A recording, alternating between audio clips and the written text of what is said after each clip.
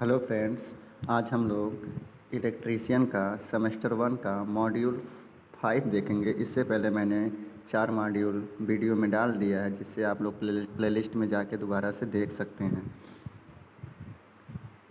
इस मॉड्यूल में हम लोग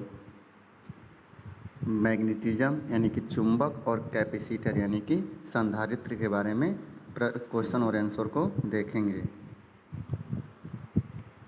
चलिए, पहला नंबर का क्वेश्चन कह रहा है calculate the total capacitance value in the circuit. इस परिपथ में, ये जो परिपथ आपको दिखाया गया है, इस परिपथ में कुल कुल कैपेसिटेंस आपको कुल संधारित्र बताने हैं कि कुल संधारित्र कितना होगा, कितना संधारित्र इस परिपथ में होगा। तो देखिए, जब कभी भी हमारे पास में कैपेसिटर्स होता है तो कैपेसिटर्स के लिए हम जब कभी भी सीरीज में कोई चीज़ देखते हैं, सीरीज में देखिए, जैसे कि ये दिया हुआ है 30, 10 और 30, ये तीनों के तीनों किस मॉडल में है। तो इन तीनों के तीनों का जो अरेंजमेंट किया गया है, तीनों कैपेसिटर्स का जो अरेंजमेंट किया गया है वो किस में किया है। तो इसका आपको कुल संधारित्र बताना है। तो कुल संधारित्र बताने के लिए इसका जो फॉर्मूला होता है, जस्ट मिनट मैं इसे मिटा देता हूँ, फिर से मैं बताता हूँ। हाँ, इसका जो फॉर्मूला होता है वो क्या होता है, 1/c is equal to 1/c1 plus 1/c2 plus 1/c3।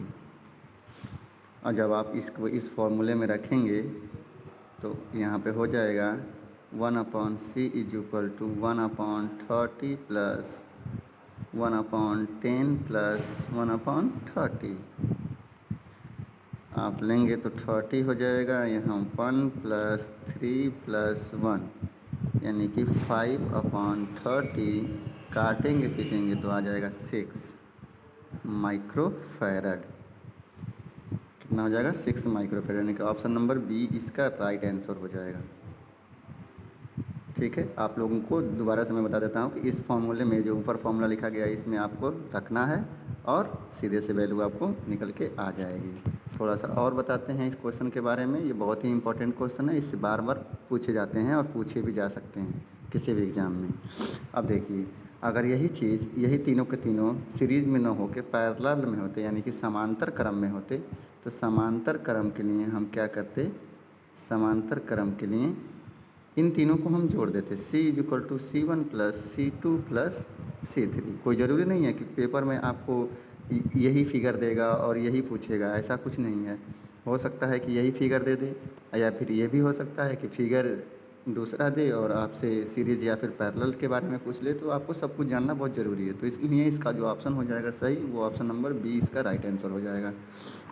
Next number का क्वेश्चन देखते हैं। क्वेश्चन नंबर दूसरा कह रहा है कि what is the unit of capacitance. Capacitance यानी कि संधारित्र की इकाई क्या होती है या फिर मात्रक क्या होता है। तो ये क्या होता है संधारित्र का इकाई या फिर मात्रक, तो फैरड होता है। अभी आपको पहले ही क्वेश्चन में यहाँ पे दिखाया गया है, ये इस टाइप का बनाया है, ये माइक्रो, या फिर इसे कहते हैं माइक्रो फैरड। तो कैपेसिटेंस का इकाई क्या हो जाएगा, फैरड हो जाएगा, फैरड हो जाएगा, FARAD, फैरड। बहुत ही इंपॉर्टेंट क्वेश्चन है। नेक्स्ट नंबर का क्वेश्चन देखना। क्वेश्चन नंबर तीसरा क्या कह रहा है, तीसरा कह रहा है कि एक संधारित्र का धारिता का मान क्या होगा यदि 35 वोल्ट के लिए 0.5 कूलम्ब आवेश की आवश्यकता होती है। हाँ, तो तीसरा नंबर का क्वेश्चन ये है। तीसरा नंबर का क्वेश्चन ये क्या कह रहा था, फिर से दोबारा देख लेते हैं।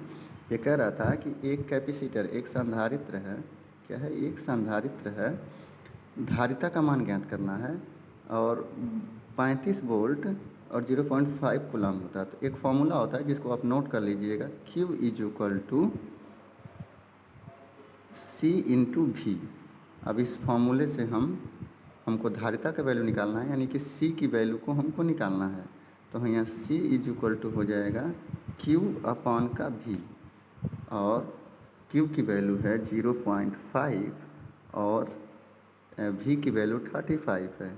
जब आप इसको काटे पीटेंगे तो आपको option number first right answer मिलेगा। ऑप्शन नंबर फर्स्ट इसका राइट आंसर हो जाएगा। चलिए इसे थोड़ा मिटा देते हैं, आप लोग दोबारा से देख लीजिएगा बैक करके वीडियो को। Option number first right answer हो जाएगा। नेक्स्ट क्वेश्चन पे चलते हैं। क्वेश्चन नंबर 4 क्या कह रहा है? Question number 4, what is the value of capacitance can be decrease? संधारित्र के मान को कैसे कम किया जा सकता है? कोई भी संधारित्र उसके मान को कैसे कम किया जा सकता है? तो पहला ऑप्शन दिया है प्लेट क्षेत्रफल को बढ़ाकर, प्लेटों के क्षेत्रफल को बढ़ाकर। दूसरा ऑप्शन दिया है प्लेटों के प्रतिरोध को बढ़ाकर, तीसरा ऑप्शन दिया है प्लेटों के मध्य दूरी को बढ़ाकर। तो यही आपका राइट आंसर हो जाएगा, ऑप्शन नंबर 3। प्लेटों के मध्य अगर आप दूरी बढ़ाते हैं तो संधारित्र का मान क्या होता है? अपने आप कम हो जाता है। प्लेटों के बीच की दूरी को अगर आप बढ़ा देंगे तो संधारित्र का मान कम हो जाएगा। यहाँ पे ऐसे ही भी देख लेते हैं कि एक संधारित्र बनता कैसे है, एक कैपेसिटर बनता कैसे है। तो एक कैपेसिटर बनाने के लिए हम सबसे पहले दो कंडक्टर लेते हैं और इनके बीच में, ये 2 कंडक्टर हो गया और इनके बीच में हम लोग इंसुलेटर भर देते हैं। तो ये जो डिवाइस बन के तैयार होती है उसे हम कैपेसिटर बोलते हैं। तो ये प्लेट और इन प्लेट के बीच की अगर हम दूरी को, डिस्टेंस को अगर हम बढ़ा दे रहे हैं तो संधारित्र का मान क्या हो जाएगा? अपने आप कम हो जाएगा, अपने आप ही कम हो जाएगा। तो इसका राइट जो आंसर हो जाएगा वो हो जाएगा ऑप्शन नंबर सी। नेक्स्ट चलते हैं क्वेश्चन नंबर 4 की तरफ, क्वेश्चन नंबर 5 की तरफ। क्वेश्चन नंबर 4 तो हो गया ना, क्वेश्चन नंबर 5 की तरफ चलते हैं। क्वेश्चन नंबर 5 क्या बोल रहा है कि क्वेश्चन नंबर 5 कह रहा है पराचुंबकीय पदार्थ कौन सा है? डाई मैग्नेटिक सब्सटेंस कौन सा है? पराचुंबकीय पदार्थ कौन सा है? पहला ऑप्शन वायु, इस्पात, जल और प्लेटिनम। तो इसका जो राइट आंसर हो जाएगा वो हो जाएगा ऑप्शन नंबर सी, वाटर। पराचुंबकीय पदार्थ कौन सा है? तो पराचुंबकीय पदार्थ कौन सा है? जल है। पराचुंबकीय पदार्थ जल है। Option number C right answer हो जाएगा। नेक्स्ट चलते हैं, कौन सा कारक विद्युत चुंबक की ध्रुवीयता को प्रभावित करता है? कौन सा कारक विद्युत चुंबक की ध्रुवीयता को, यानी कि नॉर्थ और साउथ पोल को प्रभावित करता है?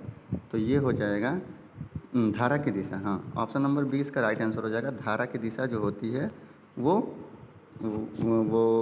मतलब चुंबक की पोल्स को इफ़ेक्ट करता है, पोलैरिटी को इफ़ेक्ट करता है। नॉर्थ और साउथ जो चुंबक के पोल होते हैं उनको क्या करता है? ये इफ़ेक्ट करता है।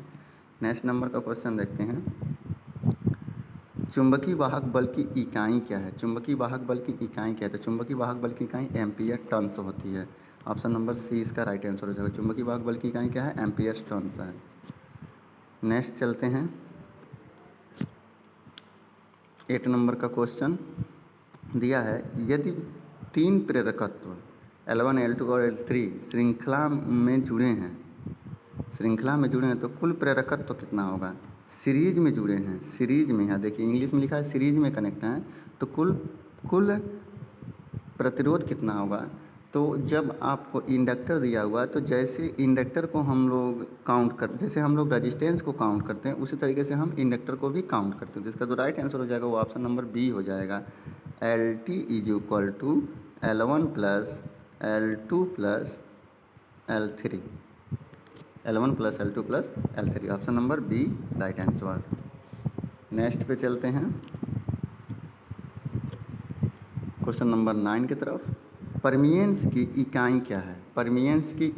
तो परमियंस की इकाई वेबर पर एम्पियर टर्न होता है। ऑप्शन नंबर बी इसका राइट आंसर हो जाएगा। वेबर पर एम्पियर टर्न परमियंस की जो इकाई होती है वो वेबर पर एम्पियर टर्न होती है।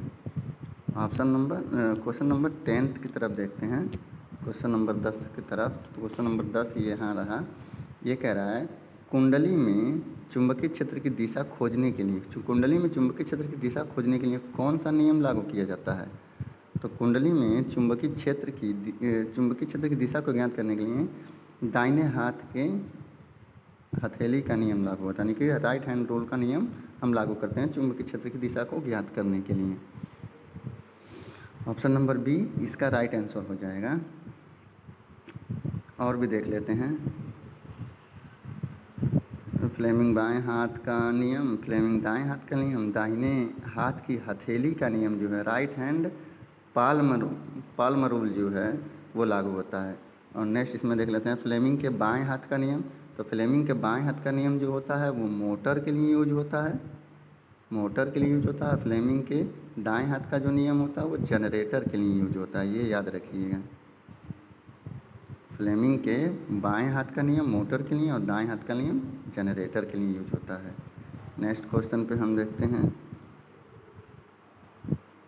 नेक्स्ट क्वेश्चन, जस्ट मिनट, हमारे पास में नेक्स्ट क्वेश्चन ये रहा। यहाँ पे देखिए 11 नंबर का क्वेश्चन, श्रेणी परिपथ की कुल संधारिता क्या होगी। यहाँ पे श्रेणी परिपथ दिया हुआ है, इसकी कुल संधारिता पूछ रहा है, तो आप लोग इसको लगा लीजिएगा। 11 नंबर का क्वेश्चन है और इसका जो राइट आंसर हो जाएगा वो हो जाएगा 40 माइक्रोफैराड, यानी कि ऑप्शन नंबर डी इसका राइट आंसर हो जाएगा। 12 नंबर का क्वेश्चन, 12 नंबर का क्वेश्चन क्या कह रहा है, श्रृंखला में विभिन्न वोल्टेज रेटिंग संधारित्र को जोड़ने से पहले क्या सावधानी बरतनी चाहिए। किसी आप श्रृंखला में किसी सीरीज में विभिन्न वोल्टेज रेटिंग के संधारित्र को आप जोड़ रहे हैं, लगा रहे हैं, तो सावधानी क्या बरतनी चाहिए। तो सावधानी क्या बरतनी चाहिए, इसका नाम ऑप्शन नंबर बी से हो जाएगा। प्रत्येक कैपेसिटर वोल्टेज ड्रॉप इसकी वोल्टेज रेटिंग से कम होनी चाहिए। प्रत्येक कैपेसिटर का वोल्टेज ड्रॉप इसकी वोल्टेज रेटिंग से क्या होनी चाहिए, कम होनी चाहिए। ऑप्शन नंबर बी इसका ही राइट आंसर हो जाएगा। नेक्स्ट क्वेश्चन पे चलते हैं, क्वेश्चन नंबर 13 की तरफ। तो क्वेश्चन नंबर 13 क्या कह रहा है, क्वेश्चन नंबर 13 ये रहा, कौन सा पदार्थ अनुचुंबकीय पदार्थ है। पैरामैग्नेटिक मटेरियल है। पैरामैग्नेटिक मटेरियल कौन सा है, तो ऑप्शन दिया है क्लिट वायरिंग पैरामैग्नेटिक मटेरियल है, कॉपर पैरामैग्नेटिक मटेरियल है, बिस्मिथ या फिर ग्रेफाइट। तो इसका जो राइट आंसर हो जाएगा वो हो जाएगा कॉपर। क्या हो जाएगा, कॉपर जो होता है वो पैरामैग्नेटिक मटेरियल होता है, कॉपर। ऑप्शन नंबर बी इसका राइट आंसर हो जाएगा। ये आप ज़रूर याद रखिएगा, paramagnetic material, diamagnetic material, इसमें से ज़रूर एक ना एक पूछता है। फिर दिया है ये जो एक्स से इंगित भाग है इसका नाम बताना है।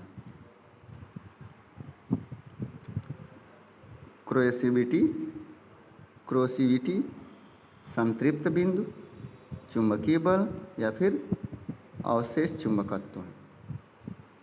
ये जो पॉइंट है इसको हम क्या बोलते हैं, तो इसको बोलते हैं कोएसिविटी, कोर्सिविटी बोलते हैं इसे। क्या बोलते हैं, कोर्सिविटी बोलते हैं। ऑप्शन नंबर फर्स्ट इसका राइट आंसर हो जाएगा। ये जो पॉइंट है इसे हम क्या बोलेंगे, कोर्सिविटी बोलेंगे। नेक्स्ट नंबर का क्वेश्चन हम देखते हैं, क्वेश्चन नंबर 15 कह रहा है, विद्युत परिपथ में चालकता के लिए चुंबकीय सर्किट में समान शब्द क्या है। चालकता के लिए चुंबकीय सर्किट में समान शब्द क्या है, तो ये परमियंस है। अभी इसकी इकाई आपको बताई गई है कि परमियंस की इकाई यहाँ पे क्वेश्चन नंबर कौन सा था, क्वेश्चन नंबर इधर था, परमियंस की इकाई, हाँ यहाँ पे है, ये वेबर पर एम्पियर टर्न होती है परमियंस की इकाई, और ये चालकता के बराबर में होती है। मतलब जैसे इलेक्ट्रिसिटी में चालकता होती है उसे मैग्नेटिक सर्किट में परमियंस होता है। नेक्स्ट, रिलेक्टेंस की इकाई क्या है। रिलेक्टेंस की इकाई क्या है, रिलेक्टेंस की इकाई जो होती है एम्पियर टर्न पर वेबर होती है। ऑप्शन नंबर सी इसका राइट आंसर हो जाएगा। रिलेक्टेंस जो होता है वो रेजिस्टेंस की तरह से होता है और इसका मात्रक एम्पियर टर्न पर वेबर भी होता है और इसे ओम में भी हम लिखते हैं। नेक्स्ट क्वेश्चन नंबर 17 कह रहा है, यदि विद्युत आवेश Q और वोल्टेज V है तो C का सही व्यवस्थित क्रम क्या होगा। तो अभी आपको फॉर्मूला बताया गया Q = C × V। तो अब यहाँ पे C के लिए दे रहा है, तो C = क्या हो जाएगा, Q/V। ऑप्शन नंबर फर्स्ट ही इसका राइट आंसर हो जाएगा। 17 का option number first right answer. Next number question, आप एक विद्युत चुंबक की खींचने की ताकत कैसे बढ़ा सकते हैं। एक विद्युत चुंबक की पुलिंग, यानी कि जैसे वो एक चुंबक दूसरे चुंबक को खींच रहा है या फिर एक चुंबक लोहे को खींच रहा है, तो उसकी ताकत को हमको बढ़ाना है। कैसे हम बढ़ा सकते हैं। ऑप्शन नंबर फर्स्ट कर रहा है क्षेत्र की तीव्रता बढ़ाएं। ऑप्शन नंबर सेकंड कर रहा है कुंडली में करंट कम करें। ऑप्शन नंबर थर्ड कर रहा है कुंडली में घुमाव की संख्या कम करें। और ऑप्शन नंबर फोर्थ कह रहा है कि पदार्थ के BH वक्र को बढ़ाएं। तो इसका जो राइट आंसर हो जाएगी वो हो जाएगी ऑप्शन नंबर फर्स्ट, क्षेत्र की तीव्रता को बढ़ाएं तो वो उसका ताकत जो होगी, खींचने की ताकत वो क्या हो जाएगी, बढ़ जाएगी। नेक्स्ट क्वेश्चन, क्वेश्चन नंबर 19 की तरफ हम देखते हैं। फ्लक्स घनत्व हमेशा चुंबकीय बल के पीछे रहता है, किसको परिभाषित करता है? ये फ्लक्स घनत्व हमेशा चुंबकीय बल के पीछे रहता है, तो ये किसको परिभाषित करता है? किसको ये परिभाषित करता है? हिस्टैरिसीस को परिभाषित करता है, चुंबकीय तीव्रता को परिभाषित करता है, चुंबकीय प्रेरण को परिभाषित करता है, या फिर अवशेष चुंबकत्व को परिभाषित करता है? तो इसका जो राइट आंसर हो जाएगी वो हो जाएगी ऑप्शन नंबर फर्स्ट, हिस्टैरिसीस को प्रभावित करता है। फ्लक्स घनत्व तो हमेशा चुंबकीय बल के पीछे होता है, तो किसको प्रभावित करता है? तो ये फ्लक्स घनत्व हिस्टैरिसीस को प्रभावित करता है। नेक्स्ट नंबर का क्वेश्चन इधर ही है, 20 नंबर का क्वेश्चन। 20 नंबर का क्वेश्चन कह रहा है, चुंबकीय क्षेत्र में रखी गई आसपास की धातु पर क्या प्रभाव पड़ता है? तो चुंबकीय क्षेत्र में रखी गई आसपास की धातु पर क्या प्रभाव पड़ता है? तो फर्स्ट ऑप्शन दिया हिस्टैरिसीस, दूसरा ऑप्शन दिया त्वचा effect, screen effect, third option दिया है ईडी करेंट इफेक्ट, और फोर्थ ऑप्शन दिया है डाइलेक्ट्रिक स्ट्रेंथ।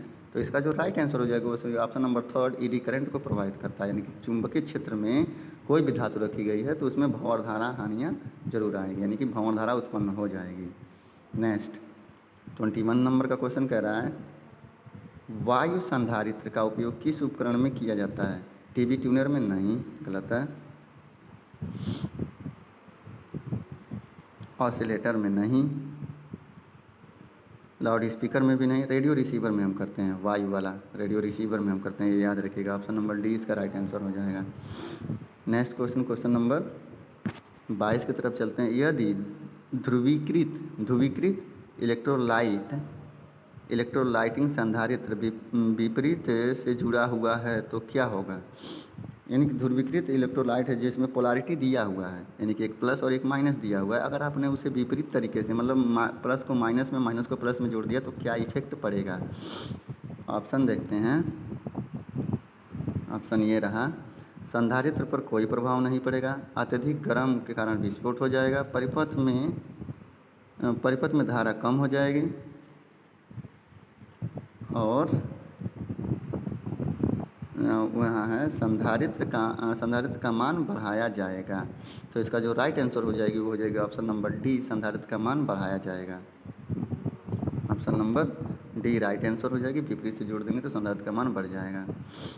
नेक्स्ट है, पारा चुंबकीय पदार्थ कौन सा है? पारा चुंबकीय पदार्थ कौन सा है? तो निकिल है।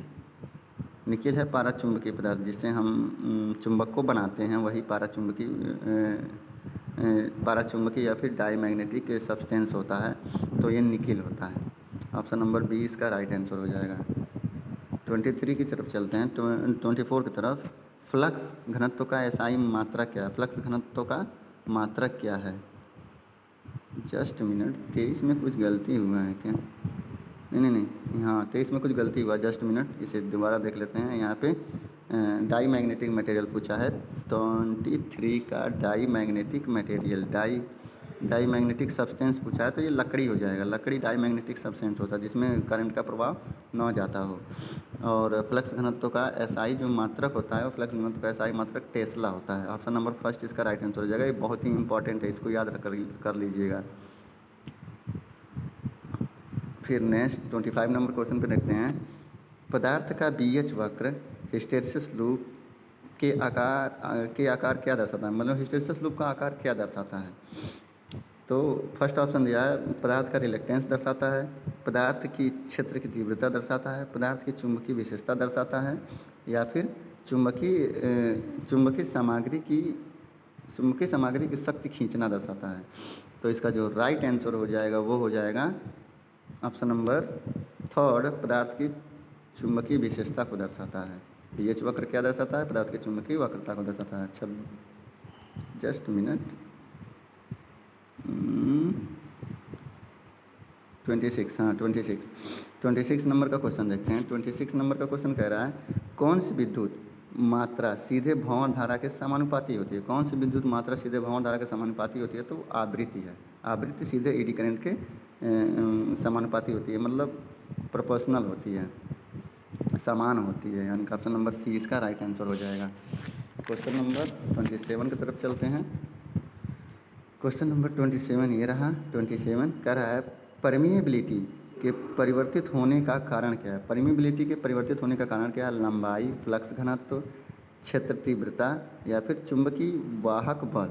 तो इसका जो राइट आंसर हो जाएगा वो हो जाएगा ऑप्शन नंबर बी, फ्लक्स घनत्व। परमिएबिलिटी के परिवर्तन होने का कारण क्या है? फ्लक्स घनत्व है। 28 नंबर का क्वेश्चन। 28 नंबर का क्वेश्चन कर रहा है किस प्रकार का संधारित्र अंतरिक्ष इलेक्ट्रॉनिक्स के लिए उपयोग किया जाता है। अंतरिक्ष इलेक्ट्रॉनिक्स के लिए उपयोग किया जाता है, यानी कि स्पेस इलेक्ट्रॉनिक्स के लिए किस प्रकार का कैपेसिटर उपयोग किया जाता है। तो प्लास्टिक फिल्म प्रकार का, सिरेमिक डिस्क प्रकार का, इलेक्ट्रोलाइट एल्युमिनियम प्रकार का या फिर इलेक्ट्रोलाइट टैटम प्रकार का। टैटम प्रकार का। तो इसका जो राइट आंसर हो जाएगी वो हो जाएगी option number D, option number D, electric Tatum प्रकार का। इलेक्ट्रिक टैटम प्रकार का हम संधारित्र स्पेस इलेक्ट्रॉनिक्स में यूज करते हैं। नेक्स्ट क्वेश्चन, क्वेश्चन नंबर 29 की तरफ चलते हैं। 29 ये रहा।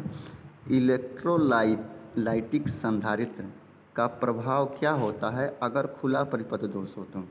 इलेक्ट्रोलाइट का कोई कैपेसिटर है, अगर उसमें ओपन सर्किट इफेक्ट आ गया है तो वो क्या होगा? यह कार्य नहीं करेगा, यह एक बार में फट जाएगा, यह लीक हो जाएगा, यह समान रूप से कार्य करेगा।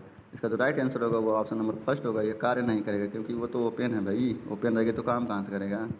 30 नंबर का क्वेश्चन देखते हैं। यदि संधारित्र में प्लेटों की दूरी कम हो जाती है तो धारिता का मान परिवर्तित होगा, बढ़ जाएगा।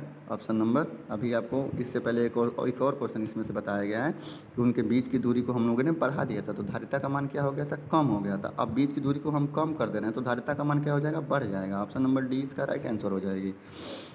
31 की तरफ चलते हैं।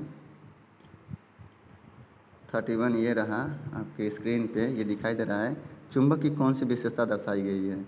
यहाँ पे ये चुंबक है, ये नॉर्थ साइड है, ये साउथ साइड है, इनके बीच में कुछ दूरी है, वो विशेषता बता रहा है। क्या कह रहा है? ऑप्शन में दिशीय विशेषता, प्रेरक विशेषता, संतृप्त विशेषता या फिर ध्रुव मौजूद विशेषता। तो इसका जो राइट आंसर हो जाएगा वो हो जाएगा दिशीय व्यवस्था होगी। ये दिशीय व्यवस्था होगी। क्यों दिशीय व्यवस्था होगी थोड़ा इसे समझ लेते हैं। तो समझते हैं, ऊपर चलते हैं। ये देखिए, ये नॉर्थ है तो यहाँ पे ये साउथ होगी, यहाँ पे ये साउथ है तो यहाँ पे ये नॉर्थ होगी, यानी कि एक का नॉर्थ दूसरे के साउथ के साथ में, दूसरे का नॉर्थ तीसरे के साउथ के साथ में जुड़ा हुआ है। तो इसका मतलब ये दिशीय व्यवस्था, डायरेक्टिव प्रॉपर्टीज़ में जुड़ा हुआ है ये। नेक्स्ट क्वेश्चन 32 नंबर का क्वेश्चन देखते हैं। 32 नंबर का क्वेश्चन कर रहा है अणुचुंबकीय पदार्थ कौन सा? अणुचुंबकीय पदार्थ हवा है, इसके पहले भी आपको बताया गया है। अणुचुंबकीय पदार्थ कौन सा है? अणुचुंबकीय पदार्थ हवा है। 33 नंबर का क्वेश्चन देखते हैं। कह रहा है चुंबकीकरण के किस विधि का उपयोग वाणिज्य उद्देश्य हेतु स्थायी चुंबक बनाने के लिए किया जाता है? चुंबकीकरण की किस विधि का उपयोग वाणिज्य उद्देश्य हेतु स्थायी चुंबक बनाने के लिए किया जाता है?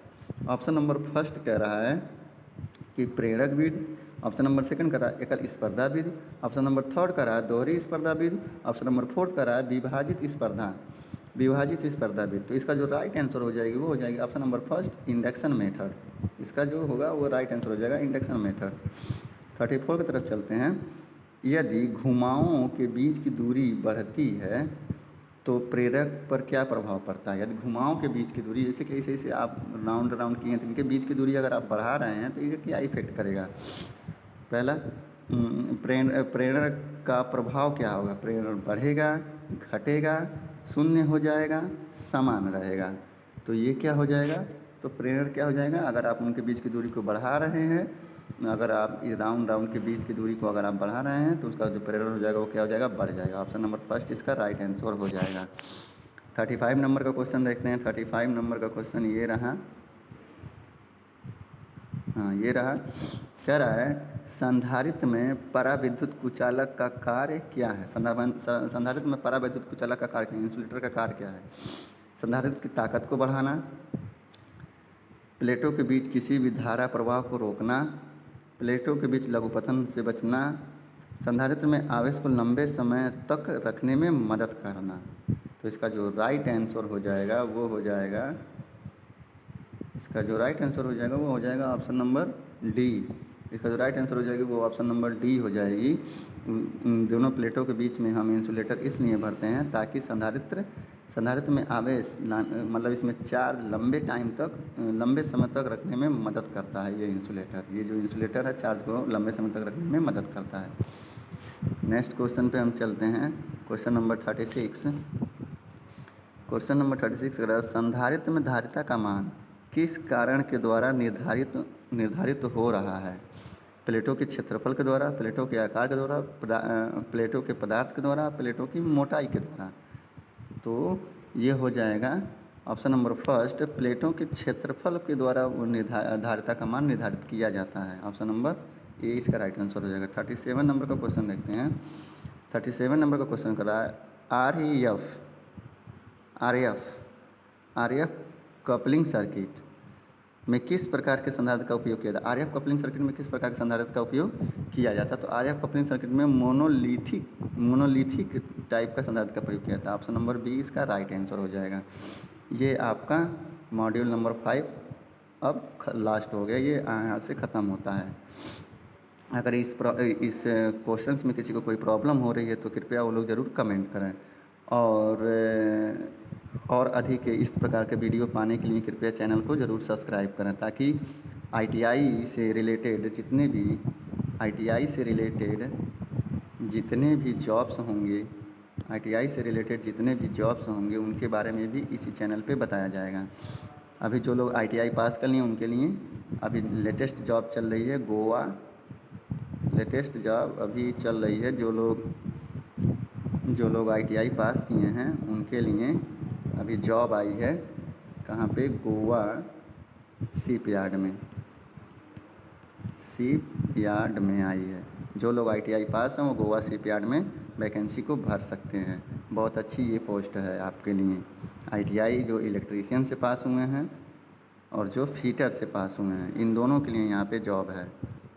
और इसका लास्ट डेट लगभग में 28 तक है, 28 अप्रैल तक इसका लास्ट डेट है। तो उससे पहले जो लोग भी आईटीआई कंप्लीट कर लिए हैं वो लोग ये फॉर्म ज़रूर फिल करें और जॉब्स लें। धन्यवाद।